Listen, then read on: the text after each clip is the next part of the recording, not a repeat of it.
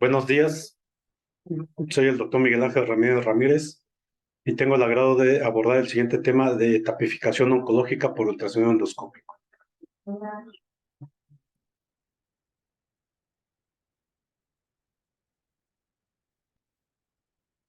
Les informo que no tengo conflictos de interés para esta presentación. Abordaremos de manera secuencial de introducción la estratificación de cáncer de esófago, cáncer gástrico, cáncer de páncreas, colangiocarcinoma, cáncer de colon, cáncer de recto y las conclusiones. Introducción. La seguridad para estratificar el cáncer es crucial para establecer un pronóstico y planear un tratamiento adecuado. La tomografía y la imagen de resonancia magnética, así como la tomografía por emisión de positrones, nos ayudan a determinar metástasis a distancia y linfadenopatías prominentes. El ultrasonido endoscópico es una importante herramienta para mejorar la seguridad y la estratificación locorregional. Además, de acuerdo a diferentes reportes, reduce procedimientos quirúrgicos innecesarios. El ultrasonido endoscópico es el estándar de oro para determinar la profundidad del tumor y la afección de ganglios linfáticos. Asimismo, proporciona muestreo directo de tejido o ganglios. Para estadificar correctamente debemos guiarnos por las directrices internacionales. De acuerdo a la AJCC, debemos realizar una estadificación clínica, una estadificación patológica, una estadificación después de terapia neoadyuvante, una estadificación después de recurrencia, y asimismo debemos de clasificar de acuerdo a TNM, donde T es el tamaño y extensión del tumor, N afección a nódulos linfáticos y M presencia o ausencia de metástasis a distancia. De acuerdo a la NCCN, por sus siglas en inglés, esta es una alianza o organización no lucrativa de centros líderes en oncología dedicados a la atención del paciente, la investigación y la educación, quienes han emitido unas guías que son evidencia y consenso con respecto a los enfoques actualmente aceptados para el tratamiento oncológico que revisaremos más adelante. Cáncer de esófago. En esta imagen podemos determinar con seguridad las diferentes capas del tubo digestivo. En este caso hablaremos de esófago, pero también lo podemos extrapolar a estómago y a las lesiones colorectales. Así tenemos que el ultrasonido radial nos puede permitir diferenciar las 5 capas del tubo digestivo, donde la primera capa va a ser hiperecoica y corresponde a la mucosa superficial. La segunda capa es hipoecoica y corresponde a la muscular de la mucosa. La tercera capa es hiperecoica y corresponde a la submucosa, y la cuarta capa es hipoecoica, corresponde a la muscular propia. La quinta capa es hiperecoica y corresponde a la adventicia. Asimismo, podemos evaluar invasión a órganos adyacentes y adenopatías locorregionales. En este tenor de seguir las guías de la NCCN, presentamos la clasificación TNM.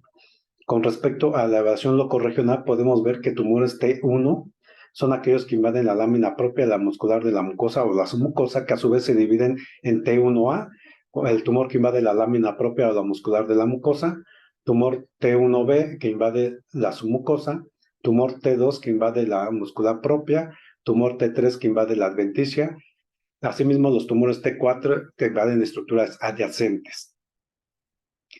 En el caso de nódulos linfáticos, N1, metástasis de 1 o más nodos linfáticos, N2, metástasis de 3 o a 6 ganglios linfáticos y N3 de más de 7 ganglios linfáticos. Entonces aquí podemos ver la correlación de la imagen por ultrasonido, la capa afectada y de acuerdo a la clasificación TNM.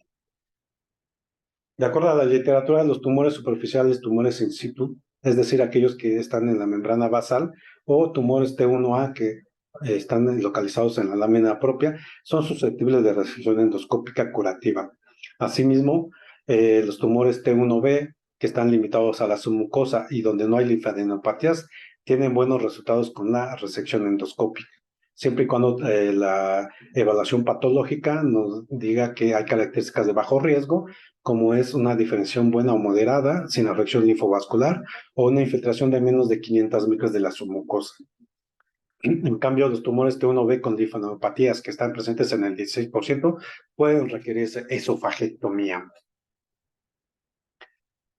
Si nos vamos a etapas más avanzadas, en lesiones T2 o T3, Estos ya requieren esofagectomía sin importar la afección ganglionar. Y los diferentes estudios han demostrado una precisión diagnóstica del ultrasonido endoscópico en diferenciar T y N con una sensibilidad del ultrasonido del 81.6% y de la tomografía del 42%. De acuerdo a esta información, podemos inferir que es preciso e importante la estadificación correcta de estos tumores porque vamos a determinar si van a un tratamiento endoscópico, un tratamiento quirúrgico o si requieren quimioterapia o radioterapia previo a la resección. Sin embargo, a pesar de los estudios favorables del ultrasonido endoscópico, vemos que en un metaanálisis en el 2010 encontró una concordancia entre el ultrasonido y la estratificación T patológica de solo 65% para adenocarcinoma superficial. De aquí que tenemos que en casos indeterminados o cáncer temprano, la estratificación histológica es más precisa que el ultrasonido endoscópico y se puede realizar una resección endoscópica diagnóstica. Es decir, cuando nosotros estadificamos o detectamos una lesión temprana y hay ausencia de ganglios, podemos realizar resección y el diagnóstico final va a ser la evaluación de la pieza patológica. En lo que respecta a los ganglios, la presencia de estos justifica realizar QTRT en la enfermedad T2 a T4 con una restratificación posterior. Asimismo, en lesiones T2 con ganglios negativos se tratan solo con cirugía. Tenemos que la precisión del ultrasonido endoscópico para la estratificación ganglionar puede variar de 59.5 al 100%. Sin embargo, la biopsia de los ganglios puede aumentar la precisión de un 90 a 99.4%.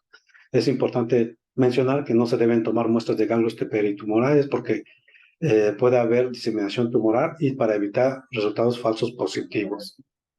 Sabemos que el ultrasonido endoscópico IVAF tiene mayor sensibilidad que la tomografía para detectar afección ganglionar y también es menos costosa que tomar biopsias por tomografía. ¿Qué vamos a hacer cuando hay un tumor estenótico? Pues podemos dilatar, sin embargo, dilatar a más de 18 minutos asociado a perforación. Podemos usar ministondas también, pero su precisión es inferior y se ha determinado que la estratificación por ultrasonido puede ser innecesaria en tumores obstructivos, ya que la imposibilidad de pasar un gastroscopio a través de una estenosis maligna indica una enfermedad localmente avanzada, entonces ya es una lesión temprana. Limitaciones de esta técnica para estadificar el cáncer de esófago es que después de QT es más difícil debido a la fibrosis, necrosis e inflamación. Aquí vemos unos ejemplos de imágenes por ultrasonido endoscópico. Este es un cáncer de esófago T3. En la primera imagen endoscópica podemos ver una infiltración de la mucosa. En la imagen B podemos ver en la parte inferior como la lesión hipoecoica y hay una pérdida de la interfase con la adventicia. Y en la imagen C podemos ver una adenopatía. Esto es otro ejemplo de una lesión clasificada como T4B, donde vemos la lesión hipoecoica que está infiltrando a la aorta. Finalmente, en lo que respecta a esófago, aquí podemos ver lo que nos dicen las guías. En primer lugar, el ultrasonido endoscópico está indicado si no hay evidencia de una enfermedad metastásica o que sea irresecable. Es decir, en cáncer temprano está indicado realizar un ultrasonido endoscópico y asimismo ellos recomiendan la resección endoscópica recomendable para una estadificación segura patológica en T1A o T1B. En segundo lugar, el cáncer gástrico. De igual manera, nos vamos a apoyar en este diagrama para identificar la capa afectada y en el TNM, que de igual manera las lesiones T1A invaden la lámina propia, lesiones T1B invaden la submucosa, lesiones T2 invaden la muscular propia, lesiones T3 invaden la subserosa y lesiones T4 invaden la serosa o estructuras adyacentes. Aquí vemos la correlación de igual manera de la imagen ecoendoscópica, la capa afectada y la estratificación del TNM. La literatura nos dice que el cáncer gástrico temprano sin afección ganglionar se puede tratar con resección endoscópica. Los cánceres en etapa 1B son superiores se benefician de la quimioterapia perioperatoria o adyuvante. Asimismo, la enfermedad metastásica avanzada es candidata a realizar quimioterapia secuencial, pero bueno, el pronóstico en estas lesiones ya es mala. De aquí que nosotros debamos realizar una estratificación adecuada para ofrecer diferentes tipos de tratamiento. En el cáncer gástrico temprano, si hacemos una resección y vemos factores de pronóstico favorable, es decir, un carcinoma bien diferenciado, menor de 2 centímetros, limitado a la mucosa y ausencia de ganglios linfáticos, podemos decir que esto fue curativo. Asimismo, la literatura nos dice que la tomografía, la resonancia magnética y PET-CT son modalidades de estadificación importantes, pero menos precisas para la estadificación de T y N. El ultrasonido endoscópico es más preciso y sensible para la estadificación locorregional. Se ha reportado una sensibilidad del 85% para distinguir la enfermedad T1 de la T2 y del 87% para la enfermedad T1A de la T1B. Asimismo, el ultrasonido endoscópico distingue de manera confiable entre tumores tempranos y avanzados con una sensibilidad del 86% y una especialidad del 90%. Sin embargo, en la estadificación ganglionar, el ultrasonido tiene resultados variables. Un metaanálisis del 2009 nos mostró una sensibilidad del 16.7 al 95%. Podemos ver que es muy variable. En lo que respecta a un metaanálisis del 2015, la sensibilidad mejoró, reportándola en un 83%. Actualmente sabemos que el ultrasonido endoscópico y la tomografía multidetector deben ser complementarias para estadificar el nivel ganglionar. El plus que nos puede dar el ultrasonido endoscópico es la evaluación hepática, la cual mejora la precisión en la estadificación del cáncer gástrico. Limitaciones de esta técnica de estadificación es que existe dificultad para identificar metástasis ganglionares distales. La precisión es reducida para diferenciar T1A y T1B. De aquí que podamos hacer una estadificación patológica, como mencionamos previamente. Y otras limitaciones, la sobreestadificación en tumores mayores de 3 centímetros y poco diferenciados. Aquí vemos una imagen de un cáncer gástrico T3N2. En la primera imagen señalada con la letra A, podemos ver un tumor a nivel de antro, una lesión infiltrativa. En la imagen B podemos ver cómo se está afectando ya la subserosa y en la C vemos una adenopatía maligna. ¿Qué nos dicen las guías en el cáncer gástrico? El ultrasonido endoscópico está recomendado en etapas tempranas y sobre todo para diferenciar un cáncer temprano de un avanzado. De igual manera, la resección endoscópica es esencial para tener una certeza en T1A o T1B. En tercer lugar, vamos a hablar de cáncer de páncreas. De igual manera, las guías de las TNM es importante considerarlas siempre para estadificación. T1 es un tumor menor de 2 centímetros, limitado al páncreas. T2 es un tumor que va de 2 a menos de 4 centímetros. Un T3 es un tumor mayor de 4 centímetros. Y un T4 es cuando ya hay una afectación de vasos como son el tronco celíaco, la arteria mesentérica superior, la arteria hepática común y otros. ¿Qué nos dice la literatura? El ultrasonido tiene una sensibilidad del 99% para el diagnóstico. Es superior a la tomografía, que tiene una sensibilidad del 55% y detecta más ganglios linfáticos peripancreáticos, subcarinales y pericelíacos e invasión vascular local. Así tenemos que la tomografía multidetector de alta resolución y la resonancia magnética han tenido recientes avances. Sin embargo, el ultrasonido endoscópico sigue siendo clave para detectar lesiones menores de 2 centímetros. Asimismo, el ultrasonido endoscópico tiene ventajas sobre la tomografía en la estadificación de T, la invasión vascular, de la confluencia portal y de la estadificación en N. Además que mediante el ultrasonido endoscópico podemos hacer un diagnóstico certero.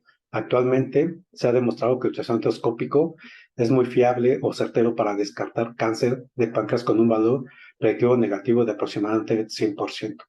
El ultrasonido endoscópico permite obtener tejido mediante biopsias, actualmente con las agujas de tercera generación FNB, lo cual permite confirmar el cáncer de páncreas y diferenciarlo de otras neoplasias o de enfermedades venidas como pancreatitis autoinmune o pancreatitis crónica formadora de tumor. La sensibilidad se reduce en estos pacientes con pancreatitis crónica, donde se ha reportado una sensibilidad del 73.9%, en comparación con el 91.3% en pacientes sin pancreatitis crónica. Así tenemos que las agujas FNB son el estándar de oro para tomar biopsias Actualmente, estas agujas pueden proporcionar mayor precisión diagnóstica con menos número de pases y pueden aumentar el rendimiento de las pruebas moleculares. Aquí podemos ver los ejemplos de las agujas de tercera generación donde tienen el bisel modificado. Además, es posible que no sea necesario un patólogo en sala cuando se tienen estas agujas y el riesgo reportado de complicaciones es muy bajo, de 0 a 2.5%. Limitaciones de la estratificación de páncreas por ultrasonido endoscópico. El ultrasonido endoscópico puede tener limitaciones para detectar y diagnosticar el cáncer de páncreas, como ya lo habíamos comentado, sobre todo en la pancreatitis crónica o carcinoma de páncreas con infiltración difusa o la pancreatitis aguda, así como en lesiones obstructivas. Si se sospecha un tumor en estos escenarios, se recomienda repetir tanto la tomografía como el ultrasonido en 2 a 3 meses. ¿Qué nos dicen las guías en lo que respecta a la estratificación del ultrasonido endoscópico en cáncer de páncreas? Pues podemos ver en el primer enunciado señalado aquí en rojo que el ultrasonido endoscópico no es recomendable de manera rutinaria como una herramienta, solo en casos seleccionados. Sin embargo, nos menciona que el ultrasonido puede ser complementario a la tomografía. Asimismo, en el segundo enunciado podemos ver que el ultrasonido endoscópico es la técnica preferible para tomar biopsias cuando está indicado. Sin embargo, más abajo nos mencionan que una biopsia maligna no es requerida antes de una resección quirúrgica y que una biopsia no diagnóstica no debe retrasar un manejo quirúrgico cuando la sospecha clínica de un cáncer pancreático es alto. Esto hay que considerarlo en estas guías, sin embargo, debemos valorar estos datos en un escenario multidisciplinario y en cada centro oncológico. La guía nos dice en este flujograma que se puede considerar el ultrasonido endoscópico cuando hay una enfermedad no resecable y sobre todo en casos borderline. ¿Ok? Cuando hay dudas si hay una afectación vascular a nivel de tronco celíaco, de la arteria mesentérica superior o de la confluencia portal, y que la tomografía y la resonancia magnética no nos han dado datos contundentes, consideramos una enfermedad borderline. En este caso es preferible realizar ultrasonido endoscópico y si no se ha tomado biopsia, pues hacerlo. Aquí vemos unos ejemplos de tumores en cabeza de páncreas que están invadiendo la confluencia portal. Aquí vemos una lesión a nivel de la aorta adyacente al tronco celíaco, es una linfadenopatía maligna. En lo que respecta al colangiocarcinoma, pues el ultrasonido endoscópico proporciona una visualización mejorada de las lesiones siempre y cuando sean formadoras de tumor. Sabemos que el colangiocarcinoma puede ser o no formador de tumor y también nos ayuda a evaluar ganglios adyacentes.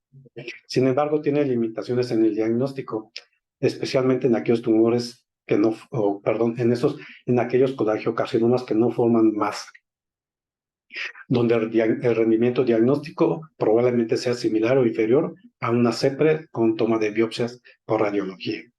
Asimismo, el tumor conlleva el riesgo de siembra tumoral, particularmente en colangiocarcinomas intrahepáticos o candidatos a trasplante de hígado. Es decir, en los colangiocarcinomas intrahepáticos está contraindicado realizar biopsia y solamente están establecidos para colangiocarcinomas distales. Como podemos ver aquí en las guías, se considera en el colangiocarcinoma extrahepático realizar ultrasonido endoscópico siempre y cuando se haya ya hecho una consulta multidisciplinaria y nos pueda dar datos que cambien el tratamiento o el diagnóstico. En lo que respecta al cáncer de colon, se utiliza con menos frecuencia debido a que la localización de los tumores dificulta que el transductor quede cerca de ellos y hace un recorrido difícil a través del colon. Sin embargo, se ha determinado una estratificación de por ultrasonido de T1 con una sensibilidad del 90%, T2 con una sensibilidad del 67%, T3 o T4 con una sensibilidad del 97% y para N con una sensibilidad del 59%. Asimismo, podemos utilizar minisondas que nos pueden dar una presión del 88% y se ha encontrado la estratificación de N con estas minisondas con una precisión del 82% y una sensibilidad del 67%. En lo que respecta al cáncer de recto, de igual manera podemos evaluar las diferentes capas infiltradas con este esquema que ya habíamos mencionado previamente. La clasificación TNM, igual donde T1 invade la submucosa, T2 invade la muscular propia, T3 invade a través de la muscular propia los tejidos pelirrectales y T4 cuando ya invade el peritoneo visceral. ¿Qué nos dice la literatura? Que el ultrasonido endoscópico tiene una presión diagnóstica del 70 al 95% para lesiones T, es superior a las imágenes transversales como tomografía y resonancia magnética para estratificación de T y de N, y las lesiones T1 limitadas a la mucosa pueden tratarse mediante resección o disección. Las lesiones T2 requieren cirugía, y las lesiones localmente avanzadas T3 o T4 o aquellos cánceres con afección ganglionar, cualquier estado, independientemente de cualquier afectación a la pared, requieren quimioterapia o radioterapia neoadyuvante para mejorar la supervivencia sin recurrencia. De acuerdo a estos datos, es imprescindible tener una certeza en la estadificación para poder ofrecer diferentes terapias. El ultrasonido endoscópico para la estratificación de N en el cáncer de recto tiene una presión variable del 63 al 85% con una sensibilidad del 76% y se demostró que el agregar biopsias mejora el diagnóstico con una sensibilidad del 89%. Asimismo, se demostró que agregar biopsias puede cambiar los planes de tratamiento en el 19% de los casos. Limitaciones del ultrasonido en recto. Es menos precisión para N y la dificultad para diferenciar los tumores en presencia de fibrosis. Otros desafíos potenciales incluyen las estenosis que se presentan en el 14% y estos casos pueden manejar con la utilización de minisondas. ¿Qué nos dicen las guías? Pues realmente solamente está indicado en casos donde la resonancia magnética tiene alguna contraindicación o es inconclusa. Aquí podemos ver de igual manera, el ultrasonido endorrectal está indicado si la resonancia magnética está contraindicada. Finalmente, conclusiones generales. Las limitaciones del ultrasonido endoscópico incluyen lesiones obstructivas, precisión inconsistente en la estratificación de tumores superficiales y dificultad para reestratificar después del tratamiento. En segundo lugar, el ultrasonido endoscópico en combinación con la evaluación endoscópica sigue siendo el método preferido de estratificación locorregional, ya que proporciona información complementaria a las imágenes transversales como tomografía y resonancia. Y finalmente, el ultrasonido endoscópico es una modalidad importante que requiere la colaboración de un equipo multidisciplinario de oncólogos, radiólogos, patólogos y cirujanos para mejorar la precisión de la estratificación del tumor, guiar la terapia y optimizar los resultados de los pacientes. Muchas gracias.